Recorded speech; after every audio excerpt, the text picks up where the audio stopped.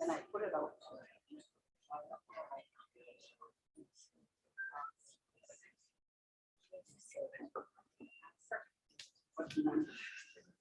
And I'll work with it. That's what he said.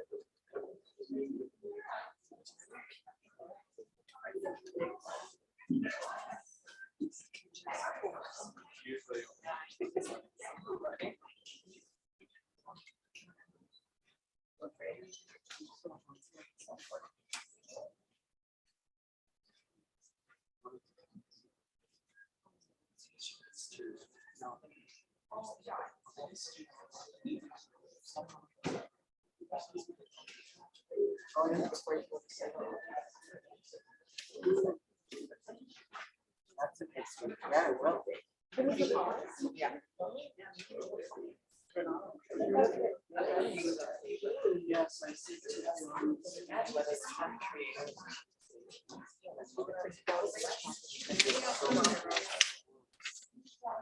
I just said, you know. And are you both ready to go? Marvelous. And I said, you know, when it comes time on the floor.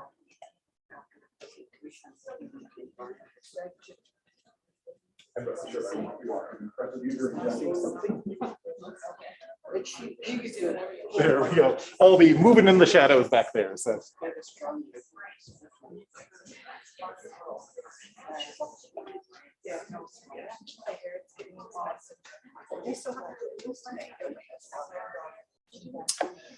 Good evening, everyone. My name is John Taves, and I'm the event coordinator here at McNally Robinson Booksellers. I'd like to thank you all very much for joining us here tonight for the launch of My Privilege, My Responsibility, a memoir by Sheila North.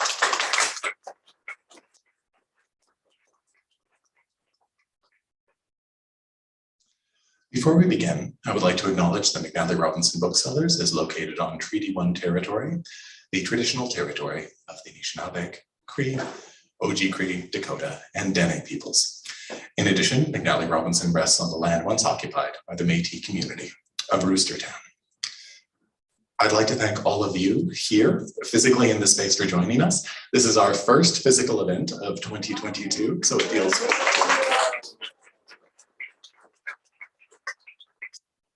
particularly wonderful to kick this off with Sheila's book. We're so excited that you could all join us here tonight.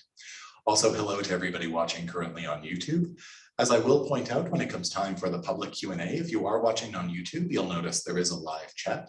So please feel free to send any questions you might have our way, and we'll make sure that you are a part of the conversation, just like everyone else here. When it does come time for the physical Q&A, which will come right after the conversation, I will have a wireless microphone in my hand, so I will circulate. And what we'll do, just because it still seems a little bit early to ask everybody to share a single microphone, is I'll just ask you to tell me your question, which I will then repeat into the microphone. So as I will not be able to do justice to any of your eloquent words, we ask that you please do keep it a little bit short and a question. Rest assured that during the signing, you'll have so much time to actually talk to Sheila and offer as many comments as you like at that point. So thank you all. And what I will ask is just while you're physically in the space to please remain masked if you're not one of the speakers. Otherwise outside, naturally, that will be outside of the performance space. You'll be back in the public realm at that point, and we defer to you, although masks are still recommended. Now, with all that out of the way, and clearly knowing I'm not the person anybody came here tonight to hear from, I'd like to thank the publisher of this book, Great Plains Publications, for helping to make this evening happen, and of course, introduce your host for the evening. Barbara Bowes is the founder of the Legacy Bowes Group and recently retired as one of the leading HR professionals in Manitoba. She is an author of several books, a radio personality, and a columnist with the Winnipeg Free Press for the past 20 years. In addition to that, I've had the pleasure of working with Barbara on multiple book launches here, so it's a real pleasure to have her in the other seat, posing questions to somebody else. So please join me in welcoming Barbara Bowes and Sheila North.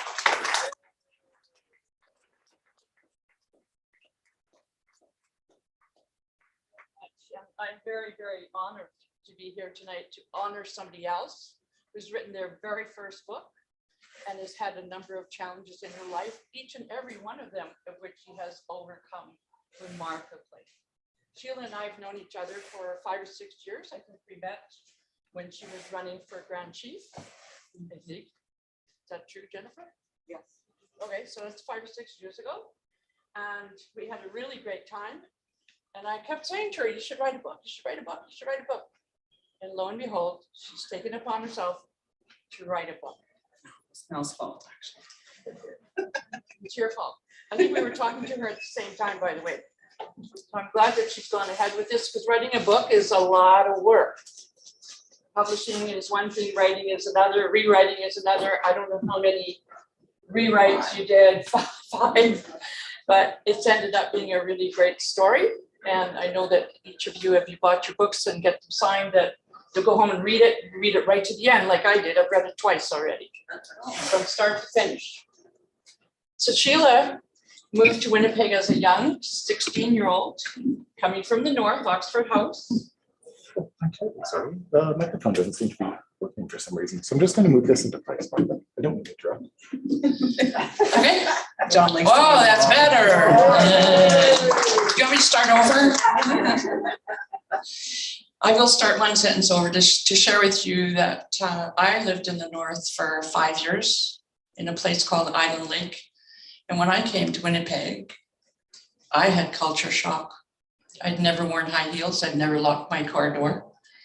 So you can imagine when Sheila moved to town at age 15, 16 to go to high school, no family here, no friends here, going into a big city and a brand new big school. And in that environment, she kind of put herself in a few dangerous spots, but she overcame them. She was confronted with a brand new life and brand new challenges. But her parents have been the rock of her life. And whenever she ran into a challenge, she reflected on her parents' words. And that has really helped to keep her on the straight and narrow. And so the result is that Sheila is now with CBC as the anchor, news anchor. Wonderful career, wonderful flowing speech in her newscasts, mesmerizing in a way because you can't stop listening. And now she's put those words on paper in her book. And I want you to please welcome Sheila. And we are going to have a set of questions that I've prepared, and we'll just let her go from there. When we're done, you can ask your questions in case I missed something. Okay, so Sheila. In your book, you talked about moving to Winnipeg, as I said earlier, to attend high school. And you're saying in the book that you felt really vulnerable and you were just damn lucky that you missed danger a couple of times. And even today on the radio and the news, there's something about human trafficking. And I know that that sort of tinges your life a little bit because you knew you were at risk. So how did you get out of those kinds of situations? Maybe you could share with our audience one or two of your stories. Sure. First, I want to thank you for hosting this and McNally for having their first in-person event since COVID. I'm so happy about that. Yeah, great. And thank you, all of you, for coming, and greeting all of you online as well. I know my little grandbaby and my kids are watching online. So hello, everyone. And my running late North family will be here at some point. So. Now all of you know why I'm late for things, okay? Yeah, there was a few times I could totally remember clearly feeling like, in retrospect that I was almost, carried away and who knows to where. And one particular one that I always think about is because I work just a block away from that very spot. I used to go to the roller rink that's there, that the University McFeeters Hall is in now. And there was a roller rink there, Winnipeg roller rink. It was fun to go there as a team. all you old and young fogies will remember that. But yeah, it was my place to go to because it felt safe there, and I went there a few times. If I had a hangout place, it would be that. So I went a few times. But I always wanted to make sure my friends were safe too. So when we were done, I would stand with them at the bus stop until they were on their way. So then I crossed the street to go the other way. But a few times the bus stopped running and we went too late. And so I had to figure things out, either walk home or get a ride. And this one particular time I decided to walk home, and that's all the way from that Lion's Manor is where it is. And there's a big stone planter in the front there. And I was up to there already, and I lived on Strathcona, which is close to the Polo Park, that bridge at St. James Bridge. So I was attempted to walk that way, and this was already past midnight. And I got to that point, and a little car pulled up, and I could hear loud music. The windows were down, not very many other people on the road, and just these young guys, and I knew it was guys. They were boisterous, laughing and playing loud music. And then they slowed down behind me and I could hear them. And then they said, "Oh, there is one. And then they're getting excited and they're like, yeah, like they're saying that it's almost like they found something or someone that, whatever, I don't know what they thought, I can imagine. And then I looked back, and then they saw me, and then they passed me because they had to keep going, otherwise they had to stop. But I think someone came, and anyway, they went around the street. And I thought they were gone, but they came around the corner and I could hear their music still. So I knew it was their car. So I ran behind this planter where that big stone planter is in front of Lion's Manor. And I hid in there, and they stopped and they were creeping along. And I moved as they moved on my knees so they wouldn't see me. I knew I was in danger. I didn't know what kind of danger I was in, but I knew that it wasn't going to be good. And they were saying, "Where did she go? Where did she go?" And then they said, F her, and then they peeled away. So then I ran across the street. There was a payphone. Remember those payphones? I ran across the street and I called my friend Doug Thomas. I'll name Doug Thomas. He's one of my first Winnipeg friends, and he said, "Stay right there, don't move, I'll be right there." And he didn't live that far, and he picked me up and he gave me crap. He's like, "Don't you ever do that again." He really gave me the jolt that I needed, because I wasn't street smart at the time. And another time, it was the same place, leaving the roller rink. There was a guy that was waiting with me for the bus. And then he said, "Oh, the bus isn't coming. Do you want to come to my house?" And I didn't answer him because I was shy anyway. And then he was persistent. He said, "You should just come." And he kept touching me and saying, "I have food, I have drinks." And then he emptied up, "I have drugs. Do you want drugs?" Or "I have alcohol." And finally I ran across the street to get away from him, and he followed me. And then I ran back to the other side hoping the bus would come. And we did that like 4 times. He was following me, telling me that, I'm going to be in danger. Then a car pulls up, and then he said, "Is that man bothering you?" I said, "Yes, he is." He said, "Get in, I'll take you home." So I jump in. What could be wrong with that? So I jumped in, and the music again was blaring.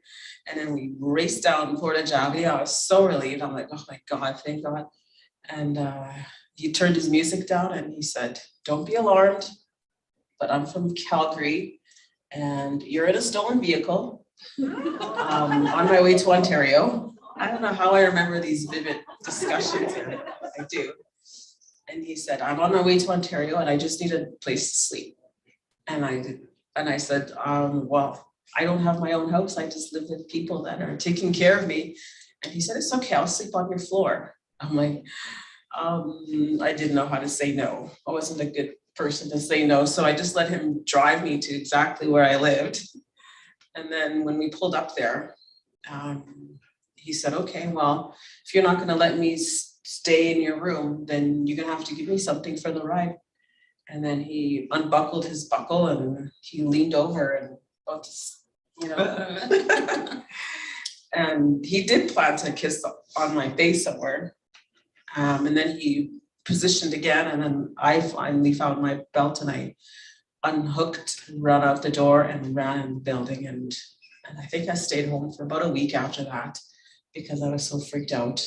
Sheila, I can hear your mom and dad's voice in my ears saying, what in heaven's name at 15 you're doing out at midnight at the roller rink? Oh, exactly. They would have yanked me back so fast if they knew what was going on. They would have never let me see in the darkness if they were living with me in the city. But the fact is I lived basically on my own. Nobody was keeping me. And I imagine I'm telling the story of a lot of other people that were in my position. Well, there's a lot of young people coming in from the north even today to go to high school, same as what you did. Do you really feel that there's still a vulnerability that these students are facing? And is there something maybe the school should be doing? Absolutely. And I think it's worse now in some ways because social media is a factor. So they're getting lured and groomed through social media. And unfortunately, young people are still vulnerable, especially when they come from the reserves to the city. When you come from the reserve to the city, especially for the first time, and you're by yourself away from your parents, you're really excited and you're really, bright-eyed. I thought the streets here would be paved with gold in Winnipeg. I thought people would be so beautiful, so kind and so nice. And, it wasn't. Like, people were rude, and not everyone, of course, but there was a lot of racism that I never really experienced until I got here. And so a lot of people are still in that vulnerable state, and a lot of young girls and young boys are still prey to predators who now take things online as well. So when you were at home, you were a top student with very high grades, really strong self-confidence. And then you come to the city and you find you're 2 years behind. Yeah. That was kind of a slap in the face and a bang on the head, and your self-esteem just plummeted. Maybe tell us a little bit about that. For sure. Me and my siblings were some of the kids in Bunibonibee in Oxford House, where we had perfect attendance year after year. It was remarkable. I mean, when I think about it now, it wasn't a big deal to me back then, but my parents did such a good job to make sure that we took school so seriously. We were the snotty-nosed kids that never missed school. We had to be practically almost dead to stay home. And they're still like that. They're very strict. And so I was one of the top kids in my class all the time, one of the top 3. And up top in my whole school. And one day I was in grade 5, I think. I got called to the office over the intercom, and there's my sister. See, told you guys. I was called to the intercom to go to, and there's my mom. Hi, Mom. Give her a hand. Seats are in the front.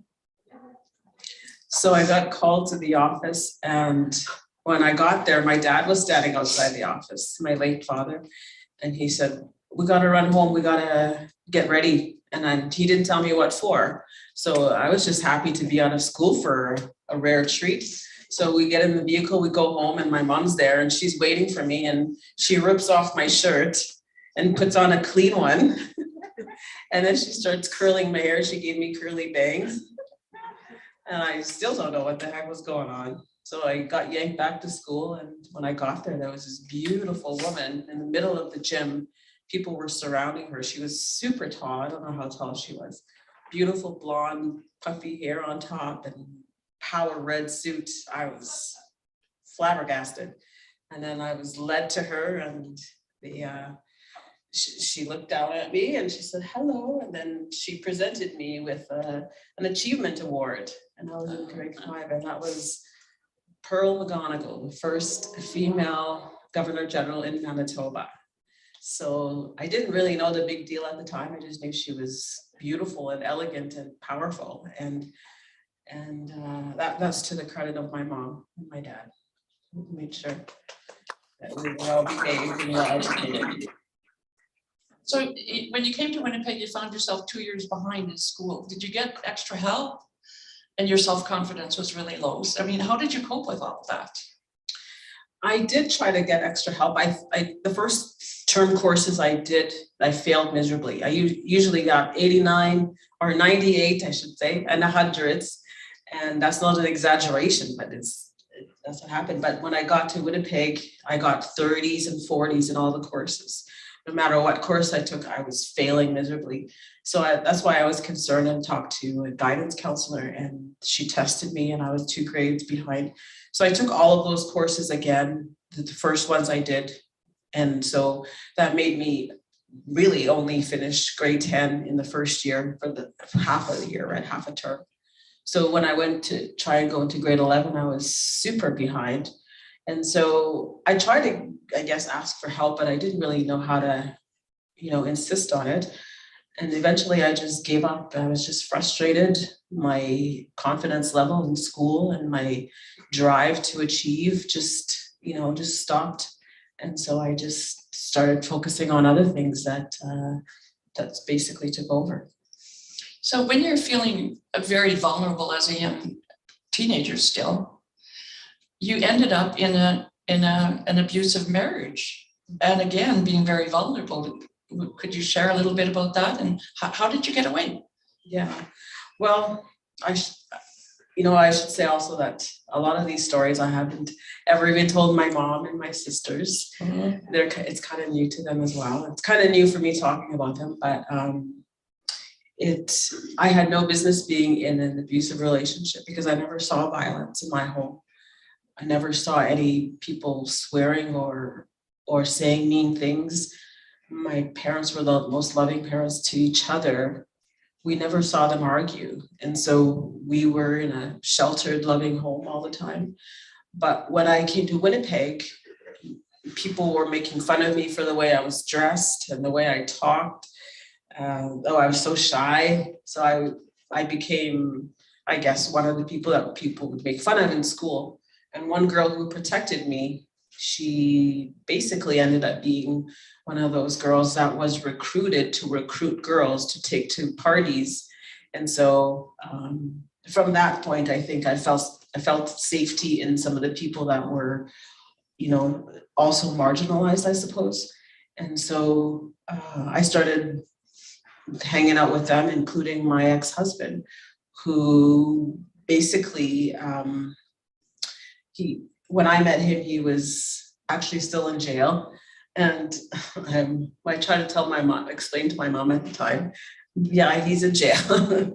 And of course she tried to talk me out of it, but I was a teenager, and he was protective. He was the guy who would stand with me and nobody dared to mess with me. And I felt protected. I felt like I was being protected like my parents used to protect me when I lived with them. So he became my protector. But at the same time, he also was very angry, and he took out his anger on me. And I stood it, I guess, for 7 years. I explained some of the things that he put me through and my kids through. And, basically, I think I just reached a point. I describe it as an elastic. There's a song by Sia called Elastic. If you listen to it, it totally relates to me. It's like an elastic. You just keep pulling it and pulling it and pulling it. It stretches really far and it's very durable. But when it breaks and snaps, that's it. And I think that snapping moment happened for me when we went to visit my mom and dad and the family one Christmas. And my ex was swearing at me and he didn't know my mom was there. And I told him my mom is here. And then that's when he said, I don't care. And then he proceeded to keep swearing and yelling at me. My dad came home and silence happened and he stopped. But we didn't say anything. And he said, where's your mom? I said, she's in the room. And he went in the room and he came back out within like 2 seconds. And he said to my ex, so-and-so, Mr. Gentleman, come on, we're gonna take you to the airport. And he's like, what do you mean? You're not staying in my house. I'm taking you to the airport. Pack your stuff. Gladly, my ex went to get his stuff. This was his out. And at the time he was working for him because my dad owned a construction company. He said, you got to pay me first before I leave. My dad pulled out his money and he gave him a bunch of money. He didn't even count it. He's like, there you go. And there was like a big wad of cash. And so my ex-husband was more than glad to go and go. And so he left, and he didn't even leave me and the kids any money. It's kind of interesting now that I think about it. And then he left. And then my dad came back a few minutes later and he said, Sheila, I can't tell you what to do, you're an adult, but I would never go back to that man ever again. And that day, I think I went to bed and my heart broke. And I laid in bed for three days or so. My mom took care of the kids. And my heart literally broke. And after that, I started to heal and got better and stronger. And that's how it was the beginning of the end. And through all of that, in the back of your mind, you knew that you wanted to go back to school. And you made a plan. And you ended up at Brandon, Assiniboine College. Yeah. Tell us a little bit about that. Yeah, there's 3 things I wanted to do in life. And that was being a doctor or an entrepreneur like my parents, or being in journalism and being a host. And so I knew I needed to do that. I needed more education, and I knew I didn't finish grade 12, so I needed to finish that. And I wanted my kids to think education was cool too. So Brandon was a big university town, and people went there I knew people went there for education, and I wanted to go there because of that. So I took my kids there and we set up there, and with a lot of help with a lot of people, including the Friendship Center there and the soup kitchens there, and lots of friendly people, the shelter system, the women's shelter system. They helped me get set up, and the DOTC, they had a housing complex there that they let me stay as an emergency shelter. And yeah, so, I was able to tap into a lot of resources, and I was able to. One of the things I was kind of surprised about is, in Oxford House, you had CBC and that was it. Mm-hmm. One channel. I'm still on the clock right now for CBC, actually. I gotta run back to work after. So it's kind of interesting that you focus. So I want to be a journalist. I want to be a news anchor. And here you are today. I know, right? Wow. It's mind-blowing and amazing. And CBC specifically, because that's all we had, that's all we knew. And my mom used to watch TV, and she would say stuff like, why don't you write Sandra Lewis a letter and tell her what do you think about her? Like, she was encouraging me to relate to them, because I guess I was interested in watching the news as a kid. And I don't think I ever wrote to her, but I always thought of it. And I always, in the back of my mind, thought that potentially I could do that. And now I sit in the very studio where she was at. How cool is that? And it's really mind-blowing. And thankfully I have experience also in the other, of course, amazing channels, including CTV. And my friends are still my friends from there that I value so much, from everyone that I worked with and I'm friends with today. So you've been a news anchor for quite a few years now, but one of the things that bothered you or struck you when you first started it is that you didn't want to be seen as Indigenous, and you didn't want to be telling Indigenous stories. No. So maybe share with us, where did that come from and where are you now?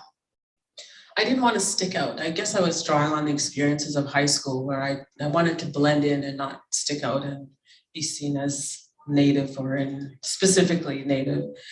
And so I wanted to go into journalism. Renata's here, actually. We went to school together for journalism. Where's Renata? Right here. Yeah. Oh, great. So when we were done, I thought, I'm just going to put my head down and work and cover all the cat fashion shows, the store openings, and things like that. That's all I wanted to do. I didn't want to do anything Indigenous. And, I started working and trying to learn the job and trying to learn the craft. I started paying attention more eventually at the stories, and I realized that some of the wording or perspectives of Indigenous people was a little different than I knew it. And so I started speaking out and saying, well, that's not quite right. I don't think that's what they meant to say or meant to portray. And so, it was a collaboration, and it happened kind of organically. And then I started following some of the reporters to their lives. And the first time that I went to a vigil for MMIW was in the outskirts of Winnipeg, and Vanessa Briere, I believe, she was found there in a tree, and that just stuck with me when I saw the people there and their faces and crying, and I wondered why it sounded so familiar, some of the things that they were talking about. And you know, it was my first exposure to what MMIW, the issue is. And then I realized after working in researching and talking to people that I was a survivor of the issue as well. And so I was able to tell their stories because I was one of them, I guess. One of the things that kind of intrigued me is where, and I guess we see this too, the news anchors, their voices are always the same and they chunk out the words. What do you mean by that? And you really focused on that a lot in terms of your voice. Yeah, I guess so. I mean, it's kind of the things that you learn in school.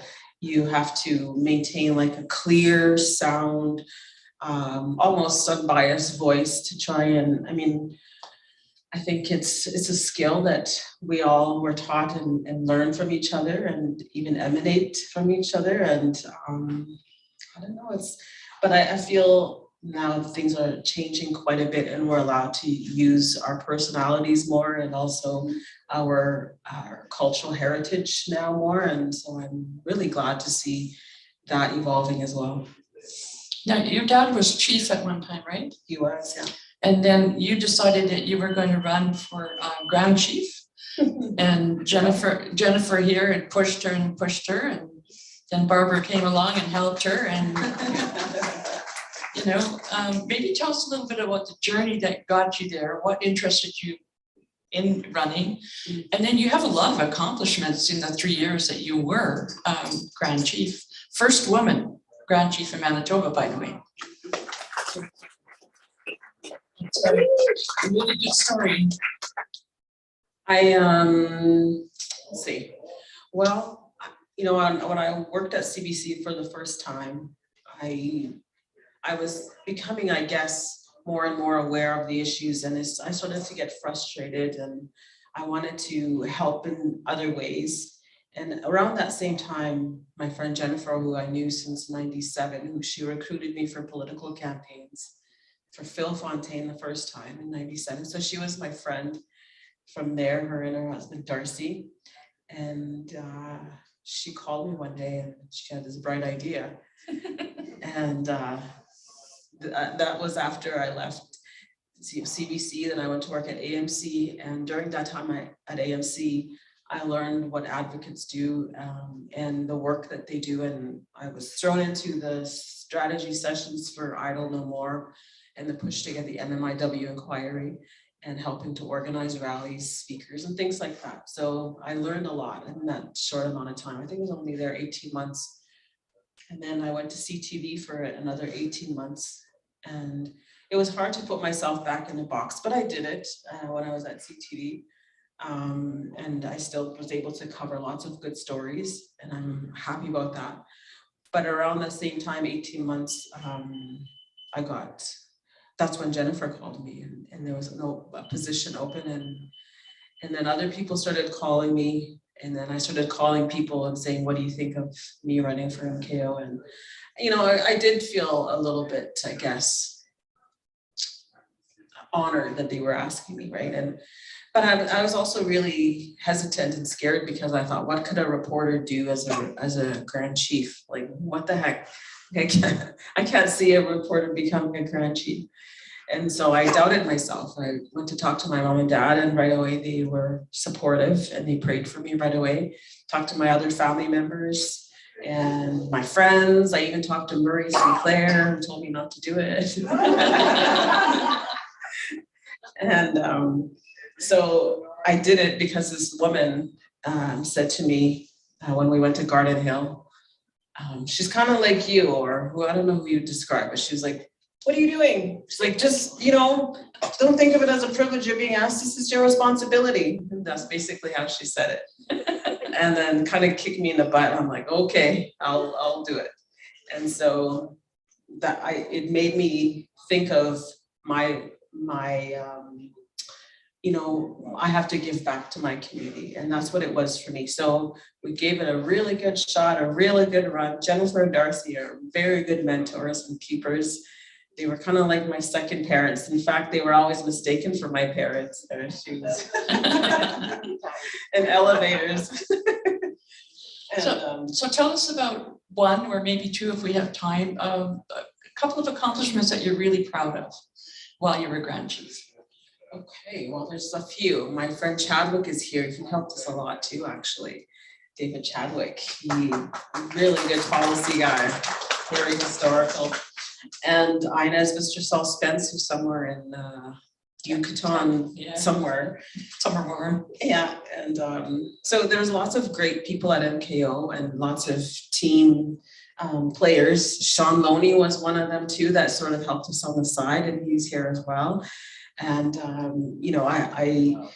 I started listening. This is a big skill. I already knew how to listen because I grew up going to church 3 times a week and twice on Sunday. Okay, so I knew how to listen. So I asked a lot of questions, and I knew that. I didn't know right away, but I realized that we can only accomplish things if there's more people involved in a great team to do the work. So I had some of the vision, but I had lots of people that helped me carry out the vision. And so within the short 3 years, we were able to eliminate a lot of debt, like millions of dollars. And that was, we strengthened with the chiefs, we strengthened some of the bylaws that we had to make sure that things were, stronger and harder to misuse funds. We are able to get going the health entity that's called KIM now. I can't remember the acronym now, but it's the health entity for MKO, Keewatinowi Ininu Minoyawi. And that was an idea that I shared with my friend Alvin Fiddler at the Anishinaabe Nation in Ontario. We worked together and we said we need our own health entity because we have some of the most deplorable health conditions in northern Manitoba and northern Ontario. So his group and our group, we collaborated and we worked together. We went to Ottawa, and every single time I saw Minister Jane Philpott, at the time she was the health minister, if I saw her in the lobby of somewhere, if I saw her in the airport, if I saw her anywhere, I would say, we need to sign that MOU for our health entity. And I was relentless. And one time I think I said to Inez and Chadwick, I said, let's just draft this MOU. And then when I see her, I'll get her to sign it. So they did draft an MOU. And I showed it to her when I seen her at the airport. And then she said, how about this? I'll come to Winnipeg at a certain time and then we'll do it. So we did. But I think it was because we were relentless. I had a strong team. I was able to be confident to say that this is what we need. We had all the information. And we also started the MMIW Secretariat when I was there. And yeah. And these are still ongoing. They're still ongoing. Yeah. I'm just going to ask one last question and then we can open it to the floor. The term reconciliation is much used these days. What does reconciliation mean to you? And how would you like to see it unfold in society and schools, etc.? Oh gosh, there's lots of good examples of what reconciliation is to me. I know people get frustrated and say reconciliation is dead when we see things happening that just keep hurting us or reminding us of the pain, right? And I understand people's frustrations. Oh, there's my Cree accent. Shove it back in there. Oh wait, I'll sidestep there. When I was in high school at Daniel Mac one time, I got a intercom and they said to me, Sheila North, come to the office, Sheila North. And it turns out that was my mom's accent. Emily. So what was I talking about? Reconciliation. Oh, yes, reconciliation, yeah. I think it comes in many forms, and we have to respect that it comes from other people's perspectives as well. And my friend Sheila Jones, she has a book called Let the People Speak. And she has an idea from the settlers' perspective to renew or to update the annuity, that the treaty annuities that we get. And I totally respect people's ability to think that way and to try to give back to society in this way. I mean, my friend Mary Scott, who is instrumental in taking a lot of us Indigenous women to New York at the United Nations. She took us there because she's opened the door and she had the power and the beauty and the ability to do that for us. And me and Renata have been to New York a few times because of her and her allyship. And so I think for us as Indigenous people and the reconciliation, I think sometimes we have a lot of healing left to do. But I think that moving forward, no matter how hard it is, I think that's why it's hard. And I always use this when I talk to people, I say, because I got it from another chief in Alberta, he said, this is a moment in time, 150 years ago plus now, we are all meant to be extinct as Indigenous people. 150 years later, we're still here and we're in every facet of society. Like, look at us all, not as much as we want to be, but if we keep going in 150 years, where will we be? And so this is a moment in time, if you look at it that way, we have come a long way and we have pushed a long way. And I think you'll find a lot of people defending, you know, Indigenous rights and other people's rights, including missing and murdered women, including respecting women, that I think we should keep pushing for. Well, Sheila, I'm particularly proud of you and all of the life experiences you've had. The ability to share such personal things in your book is really honorable. And I want to congratulate you again for writing your book, and we'll open it up to questions. Thank you.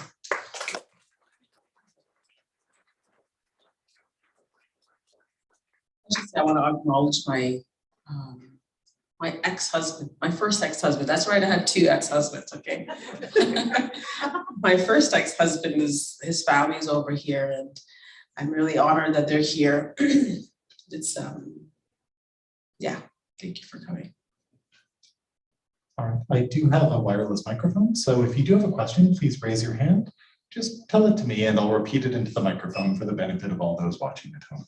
Doesn't he have a soothing voice? It can make you want to go to sleep. How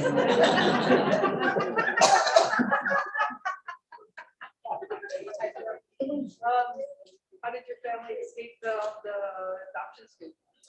How did your family escape the adoption scoop? Well, thankfully, my mom had also good parents that made sure that their kids were taken care of, even though they still had challenges.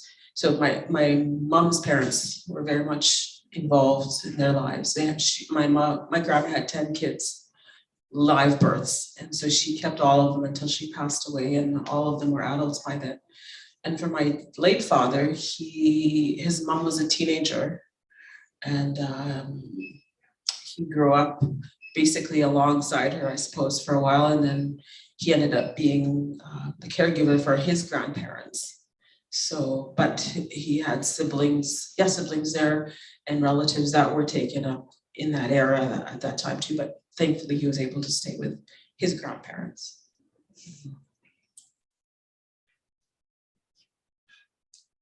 And were there any other questions? Are there any programs in place to support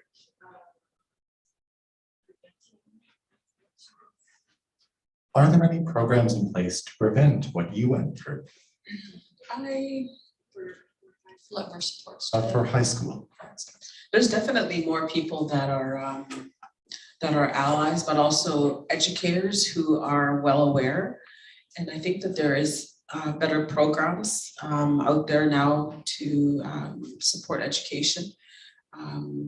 You know, I've been away from that level of education for a while, but I do know that, you know, my sisters are all educators, and they know, and they're part of that part of the process in making sure that people that make decisions for schools or decision for education systems are influenced now by Indigenous educators. And that's one thing we have, is a lot of good Indigenous educators, thankfully.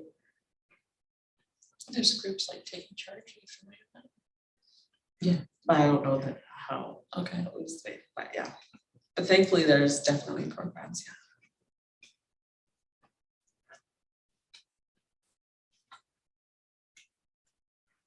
writing question.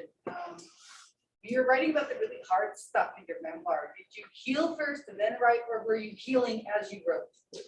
When you were writing about the hard stuff in your memoir, did you heal first and then write, or were you healing along with the process of writing? A really good question. I would say both. You know, I thought about these things for a while, and you know, I lived through them and processed them throughout the years. I even got counseling for them. But writing about them brought a lot back of the intimate thoughts and memories. And I did cry a lot a few times when I was writing, and I had to stop for a bit. But it helped me too. It helped me heal a lot. And I think it was important for me to finish it because it tells a story about a lot of people, not just me, but also I wanted my children to see, and eventually my grandson to know that they come from strong people. Yeah.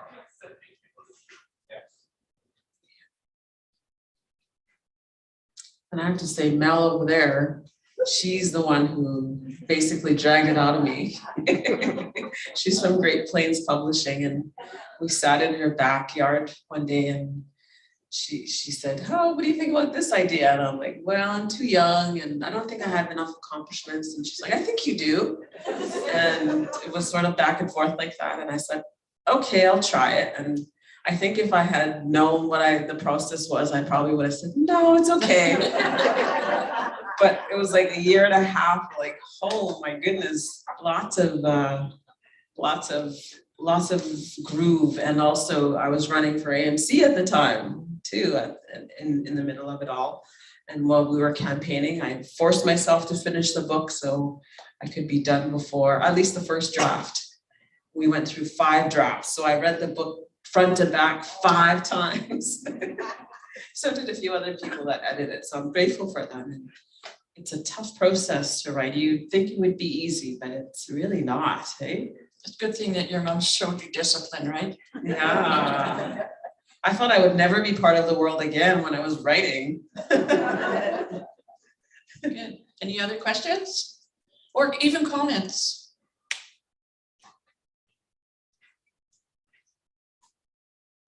I'm just curious, as a 60s school survivor myself, I have very successful children, and I'm wondering the intergenerational trauma, how that has affected your children today as young adults. How have they come through, and what are the implications of the intergenerational trauma? And this was a question from a survivor of the 60s scoop who has very successful children herself. She was curious about the impact of intergenerational trauma and if Sheila could speak to that in her own experience. Ooh, very good, John.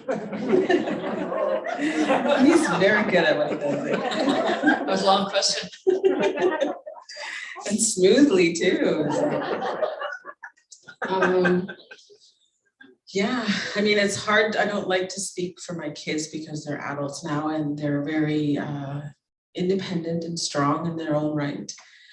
But I will say that one way that all of that colonization experience that happened to our people, you know, the language is definitely not there because my ex-husband, their father, didn't speak English.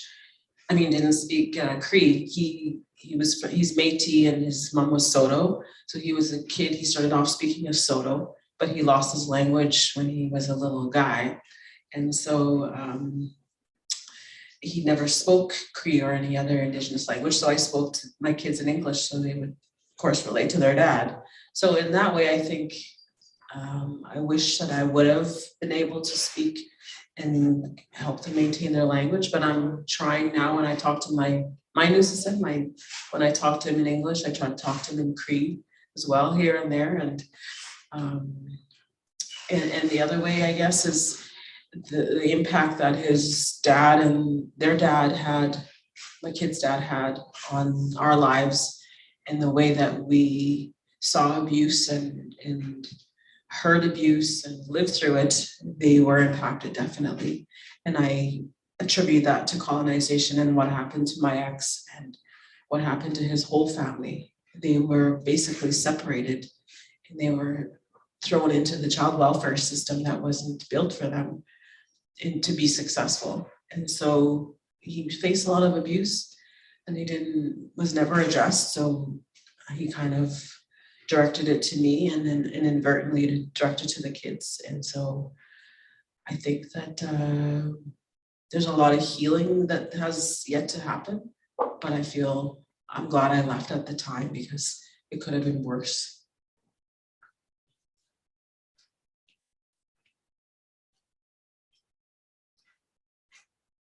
Well, because I do have a microphone, may I selfishly ask you one question? And I realize this is a question authors are always a little bit loath to answer, but now that you do have this book behind you, has it sparked any ideas for future writing projects? I'm so sorry. It actually has, which makes me really like, oh my gosh, for real. Yeah, I mean, we talked about it. Mel kind of left a hook there as well. She's like, it's not going to be your She's first still book. looking. Yeah. She kind of planted it right off the hop. She says, this is not going to be your only book. You can separate. And she had this whole speech all, and I'm like, okay. And because I was finding it daunting that I was going to tackle two subjects, and one of them was MMIW, and then my memoir. So she kind of planted it there that there's possibly another book somewhere in there someday. Thank you. Yeah. This is Grant. He's going to ask a question. He's actually a cousin of my first ex-husband. Sure. Watch you grow up. A wonderful job with yourself and your family. Thank you so much. God bless you. Thank you, thank you, thank you. You're a good positive part of my life as well over the years. Thank you. That's nice. Thank you, Grant.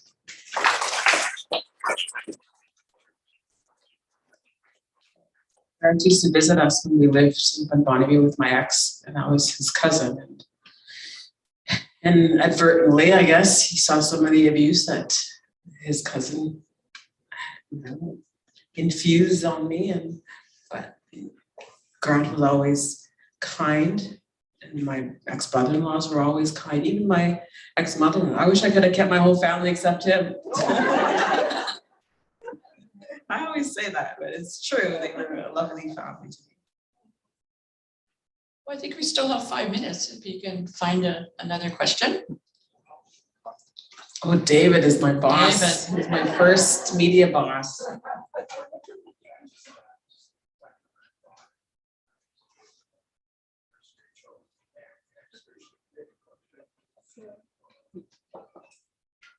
Reflecting on your father, who was a very spiritual man, how do you feel he would think of the book or reflect on the book? Oh boy. Oh, that's a good question. Yeah, thanks, Dave. Keep it all together.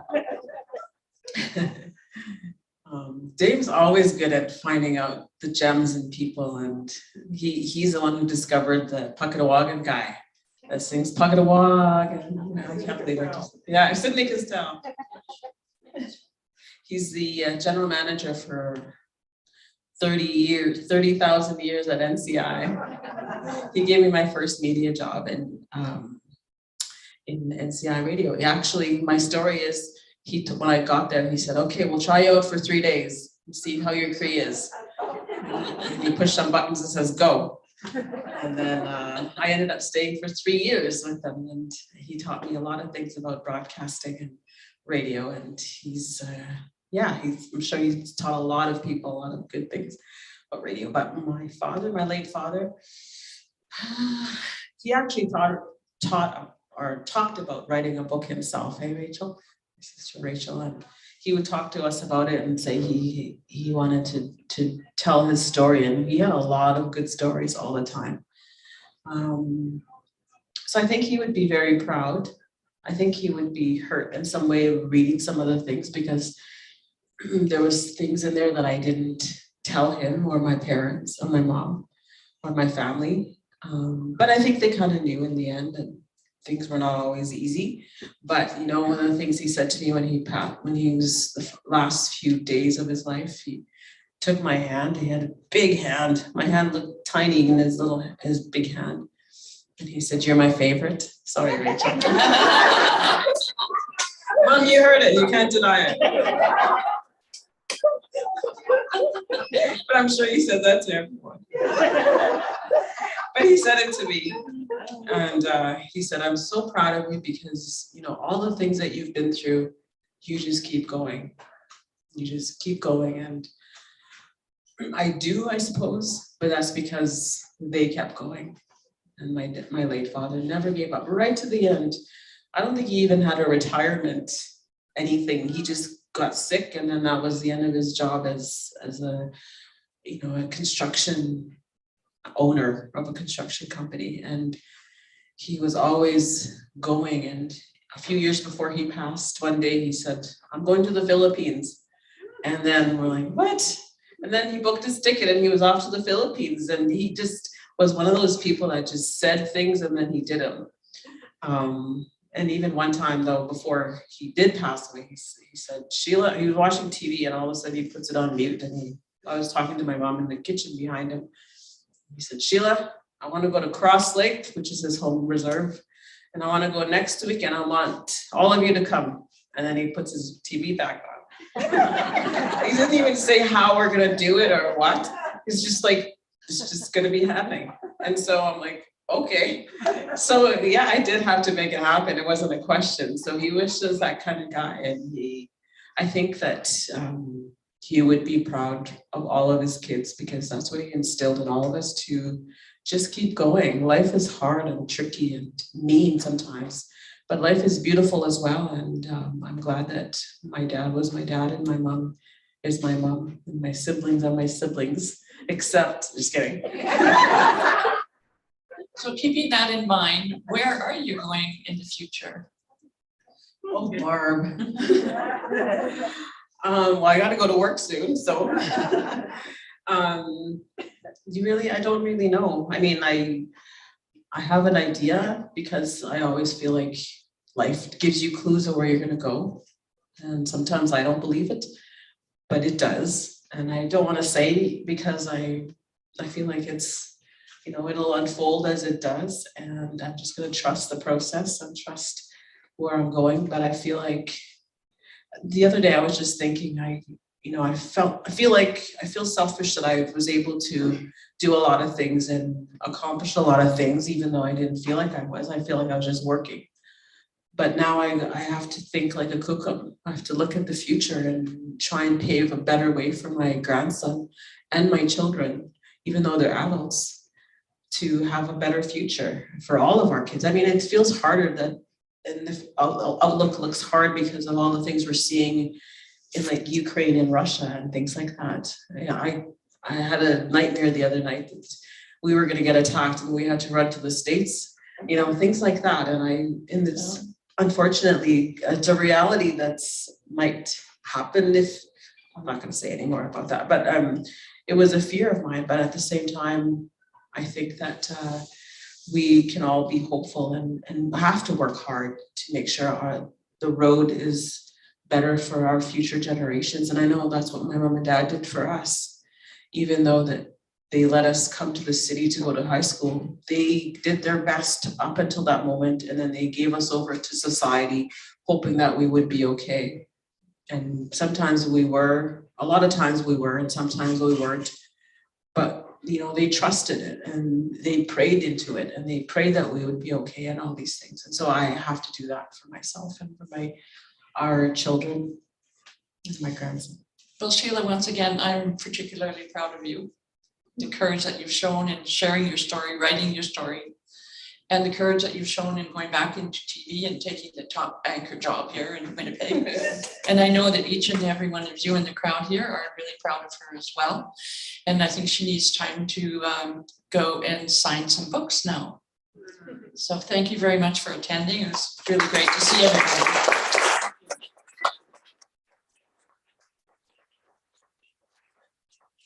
Thanks, Barb. Me and Jen got you a little gift for Jen. Where is it? Oh, I'll just in just a second. Oh, wait, my mom wants to say something. Mom, you want to come up? Well, this is my mom. Good evening. I'm glad I came. I wouldn't want to miss it. Missed it. Very proud. Very proud of Sheila. When I was in the living room in our house, an Oxford house, kids were just small little ones. 4 girls and then a boy.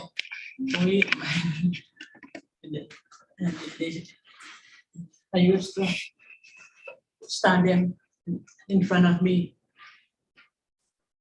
And I said,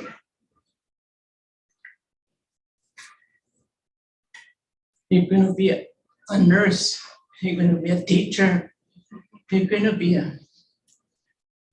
to work somewhere, you're going to do a higher job. And who taught me? I don't know, but I trust so much. I trust so much of what God can do for us. And I'm glad, I had the privilege to bring them up, 4 girls and a boy. Tall guy, that's a baby. And he works in Thompson at mine, underground mine. They all me. They all finished grade 12. We did a work for them, And when we saw them coming out to the city, I said goodbye. That was hard. Yeah, that was hard. Pretty soon, all our kids came, except our grandkids were with us, But we adopted one, a 7-year-old boy, and he's still a North. Yeah, he's still a North with us, yeah, and they under North, yeah. And it's something to be a parent. And one of Rachel, when my right here, baby of the family, The brat. she came in Winnipeg. She finished grade 12 in Oxford House. It's not easy to finish grade 12, like my daughter said. But she finished it and she came not to Winnipeg, but Grand Forks. She was there 4 years, finishing speech and language. Pathology. Yeah. And I traveled there, we traveled there and helped her out. And it's not easy, but it can happen. I can say that to the parents. Many times they ask me, how do we do it? How do we do it? But it is, something. They're precious. They're still precious today to me. And I'm sorry I was late because I had to go see my two brothers and 2 sisters at Boulevard. Yay! She was at the mall. Other mall. They traveled on a winter road, so I had to. They were going back in the morning, so I had to see them. Okay. Thank you, people. Well,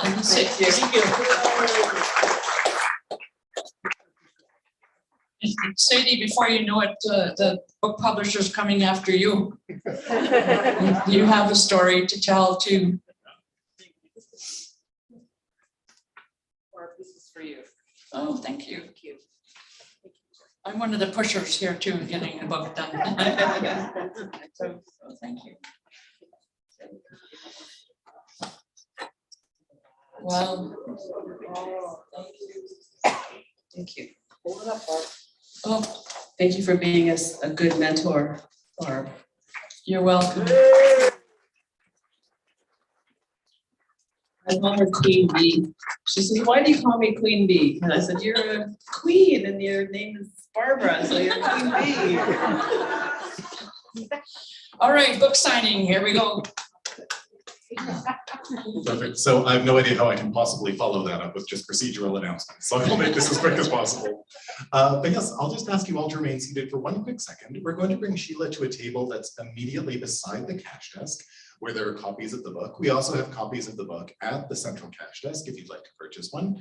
Please do feel free to get a copy signed by Sheila before you buy it. That's perfectly fine. Just please do buy the book at some point tonight before you actually hit the parking lot. The book is, again, My Privilege, My Responsibility by Sheila North, published by Great Plains Publication.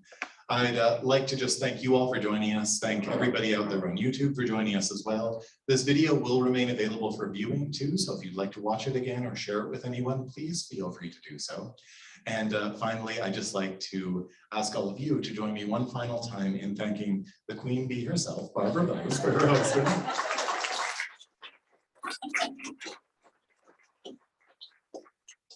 And for her eloquence, courage, and openness, both in person and on the page. Please join me one final time in acknowledging Sheila North.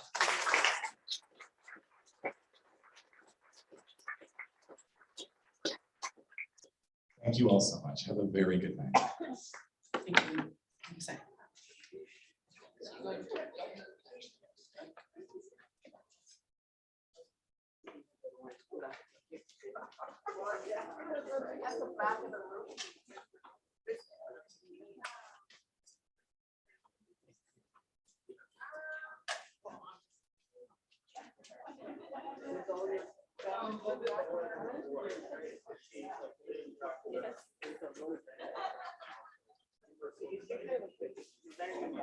It was good to see you. I'm Mary. Mary.